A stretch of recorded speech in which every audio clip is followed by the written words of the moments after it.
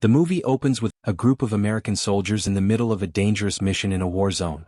Two enemies nearly get the jump on them, but the team reacts instantly, taking them down. Explosions echo in the distance as the soldiers push forward, gunning down anyone who gets too close. They climb a set of stairs to reach a balcony, where their snipers set up to pick off enemies from above. The rest of the squad sweeps through the building, killing every fighter they encounter until the place is cleared. Out on the street again, they watch jets roar overhead before continuing their push through the city. But when they turn a corner, they walk right into an enemy squad waiting in ambush. A fierce firefight erupts. The soldiers fight hard, mowing down dozens of foes, but the enemy force is too large to handle. Their only choice is to fall back. As they retreat, one of the men is shot. Rhodey rushes to carry him, firing wildly as they scramble for cover. Bullets zip past as they sprint, killing more enemies just to stay alive.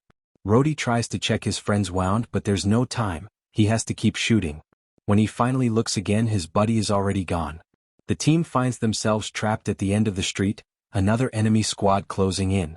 They radio for help, but before anything comes through, the sky darkens. A strange red light glows among the clouds, and both sides freeze as a massive machine descends from above. A beam of energy blasts down, wiping out the entire enemy squad in one strike. Then the light shifts to white, charging before unleashing a surge of electricity. The blast slams into the Americans, pulling them up into the machine. Inside, strange aliens restrain them, running experiments that force them to relive flashes of their past battles before everything fades to black. When the soldiers wake, they're trapped inside bizarre pods filled with some kind of liquid. The machines suddenly shut off, ejecting them as they collapse to the ground, coughing up the fluid in their lungs. Jax identifies it as stasis resin, and claims it should dissolve quickly, though he has no idea why he knows that.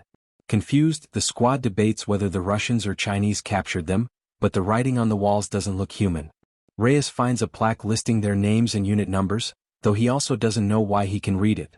Their weapons are still loaded, the last memory in their minds being the street battle and the strange lightning. Their leader, Kelly, orders everyone to move before whoever took them shows up again. They reach a large circular door that won't open, so they force it open together. Down another hallway, they find a warped door off its track. Rhodey spots a vent and sends Reyes inside to scout. Crawling with a flashlight in his mouth, Reyes takes the only lit path and pops out on the other side, opening the way for the others. From this angle, they see the door is scarred with burn marks, like something had been trying desperately to break through. The place is a confusing maze. Nash suggests they might be in some secret underwater prison, but before anyone can argue, strange noises echo through the hall. They press forward and soon find a blood trail smeared along the floor. A broken clamp on the wall signals a power failure, which could explain why the machines holding them had shut down. The next room is filled with thick fog swirling at their feet. A drop of blood splashes on Reyes' face, and when he looks up, he finds a row of mutilated bodies hanging upside down without heads. Kelly leads Gibbs and Reyes into the next chamber, where another body hangs above a strange table. They also find a woman handcuffed and half-conscious, who mutters in an unknown language. The soldiers free her, but almost immediately, a monstrous alien lunges at Gibbs, tearing into him with massive claws before throwing him aside. In the other room, Nash discovers a bizarre weapon. Hearing the commotion, the team rushes in, unloading their rifles, but the bullets barely dent the creature's armor. One by one, the alien smashes the soldiers to the ground, overpowering them with ease. Kelly tries to shoot it but gets disarmed and choked before being tossed away like nothing. As the beast moves to finish Jax, Nash throws the alien weapon to Rhodey, who figures out how to fire it and blasts the monster, knocking it down. They think it's dead, but the creature roars back to life. The woman, Robbie, grabs the weapon and fires again, killing it for good. Speaking quickly in her language, she turns to leave. The soldiers realize Gibbs didn't survive and decide to follow her. Down another hall, Kelly shocks everyone by suddenly understanding Robbie's language. Another alien appears, blasting her with a laser. More of the creatures show up, opening fire. The squad grabs Robbie and runs, exchanging shots as they flee. They slam a door shut behind them, jamming it with a knife, while Kelly orders Jax to escape with Robbie through a cable-filled shaft. The aliens hammer on the door until it bursts open. Reyes stays back to slow them down, shooting one through the gap before being dragged away and killed. The others barely escape through a vent, with Rhodey blasting another alien's head off before sealing the hatch. Safe for the moment, they realize Reyes is gone, and Nash begins to panic about facing aliens. Kelly calms him down but questions why Rhodey knew how to use the alien gun. Rhodey doesn't remember. Jax tends to Robbie's wound, but she insists she's fine. Kelly translates her words, though he's confused about why he suddenly understands Russian. Robbie finally switches to English, calling the soldiers sleepers, and confirming they're aboard an alien spaceship. Nash spirals again, ranting about demons and the rapture, until Rhodey threatens him to shut up. Robbie cuts in, reminding them to keep moving. Meanwhile, the aliens torture Rhea's corpse, extracting his memories with a strange device. The scarred leader studies everything he knew and begins tracking the survivors. Robbie explains that scarred alien is their commander, and dozens more follow its orders. The soldiers pass a corridor filled with thousands of glowing capsules, each one holding a human body. Robbie calls them sleepers, and urges the team to move quickly. They pause in the next hallway to rewrap her wound, where Kelly shares pieces of his past, admitting he's a divorced father. Nash continues to ramble about religion but nobody listens. Soon they stumble into a massive hangar packed with stolen cargo from Earth. Rhodey suspects the aliens are letting them through to set up a trap, and Kelly agrees, they'll have to fight back. Despite Robbie warning them it's suicide, Jax volunteers to be bait. He steps into the hall, singing loudly to draw attention. The aliens take the bait and chase him, trading gunfire as he runs, firing just enough to keep them enraged. Jax eventually makes it to the hangar, still taunting the aliens and luring them into a dead end. From above, Nash takes the shot and blows one of their heads off with his sniper rifle. The rest of the team quickly surrounds the trapped creatures, unleashing a storm of gunfire until every last one of them is down. But Ravi isn't convinced. She points out how easy the fight was, worried it's a setup. Her fears are confirmed when another squad of aliens storms into the hangar, this time armed with powerful energy shields that deflect every shot. Even Nash can't land a hit. The soldiers are forced to run for it, with Nash scrambling across the tops of containers until he reunites with the others. They sprint toward the exit but Jax is struck in the back and killed instantly. Nash, furious, lets out a scream and avenges him with a perfect shot to the killer's head. The survivors, Kelly, Rhodey, Nash, and Ravi, dash through the door and into a corridor, firing behind them until Ravi finds the handle to seal the entrance. But more aliens come from the opposite side, forcing the group to dive through a hatch in the wall. Sliding down a dark chute, they land in a pool of bones and rotting flesh. The stench is unbearable and a few of them retch. Nash starts to lose it again but Kelly shuts him down before he spirals. Suddenly a voice calls down from above. Ravi looks up in disbelief. It's her mother, Anya. She throws down a rope, pulling her daughter into her arms as they share a tearful reunion. The soldiers climb up after her and Kelly notices her uniform. She's Russian military. Anya quickly guides them through the ship's halls, carefully avoiding the wall sensors. She takes them to a hidden hatch that leads into a basement chamber covered in paintings and decorations. Locking the door behind them, she explains what's going on. The soldiers tell her how they woke up and she reveals the truth. The chamber they escaped from was a trophy room. They only got free because the reactor malfunctioned.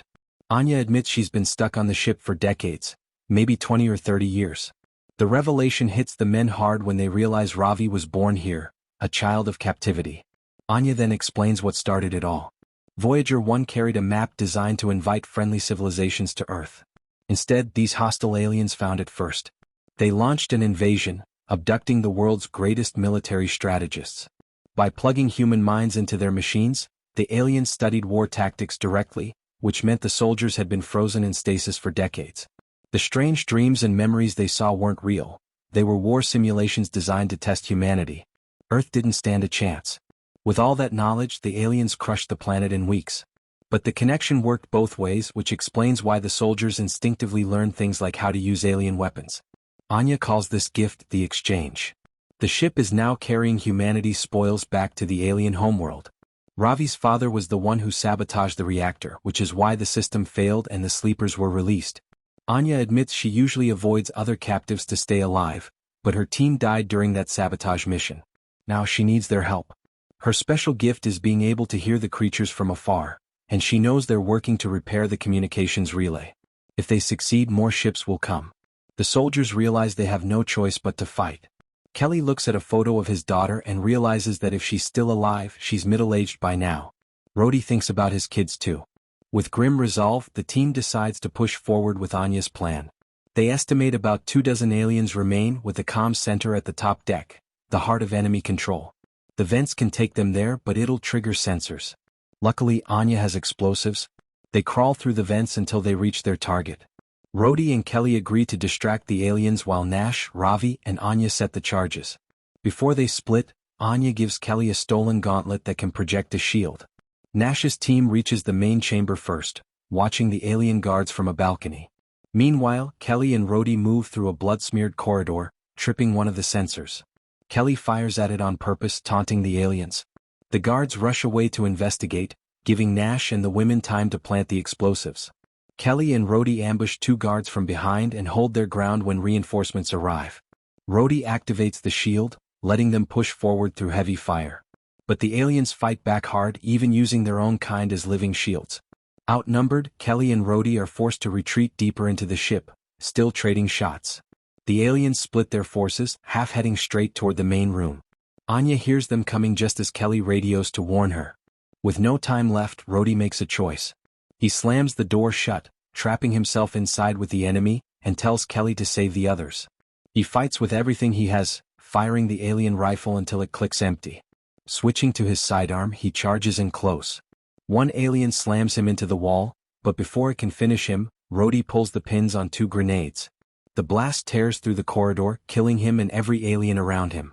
Meanwhile, the other half of the squad storms into the main room. The humans fight fiercely, cutting down several aliens before shielded reinforcements arrive. Anya makes Ravi leave, begging Nash to protect her. A hulking alien guns Anya down, and Ravi screams for her mother, but Nash drags her away as Anya triggers the detonator. The explosives rip through the chamber, collapsing the massive machinery and taking dozens of aliens with it. In the chaos, Nash lures a squad away by shouting and running, leaving Ravi hidden inside a hatch. At a dead end, he channels Jax's last stand, singing as he guns down wave after wave. Even as he runs low on ammo, he refuses to give up. Kelly, meanwhile, stumbles into a chamber filled with human prisoners begging for help. Before he can react, an alien knocks him unconscious. He dreams of his daughter back on Earth, only for the nightmare to twist as aliens drag her away. When he wakes, he's locked in a cell next to Ravi. She breaks the news that the others are gone. The aliens drag Kelly to a chamber and hang him upside down over the strange table. One of them raises a blade to kill him, but Nash bursts out of hiding beneath the table and puts a bullet straight through the creature's skull. The two men fight their way through the corridors, killing anything that blocks their path. Kelly unlocks the cells and frees the prisoners while Nash provides cover fire with an alien rifle. Together, they lead the escape, slamming doors shut behind them as explosions rock the halls. But the fight isn't over. As they retreat with Ravi and the prisoners, Nash is suddenly stabbed from behind. The scarred alien leader steps into the room. Kelly shouts for Ravi to run and squares off against the creature. The brutal fight rages across the chamber. Kelly is slammed into walls, battered by the alien's shield, and nearly skewered by its blade. Finally, as the alien charges through a doorway, Kelly slams the door shut, crushing the monster in half. Exhausted and bloodied, Kelly finds Ravi hiding nearby.